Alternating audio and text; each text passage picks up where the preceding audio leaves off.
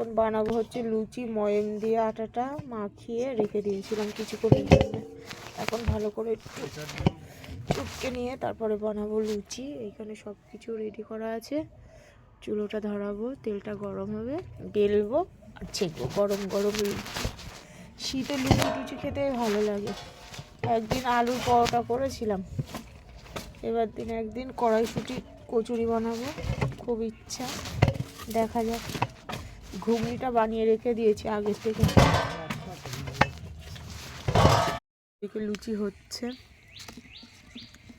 ওই যে উনি ভাজা করছে, আর এইদিকে এতটা লুচি হয়ে গেছে। কে কে খাবে চলে এসো।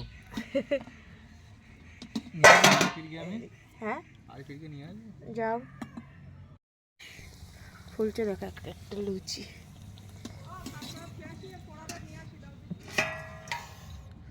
যাও দিয়ে আসো, আর এই কটা বাকি আছে। লুচি বেলতে পারতাম না, এখন নিজের সংসার হয়ে গিয়ে সব শিখে গেছি একা একাই।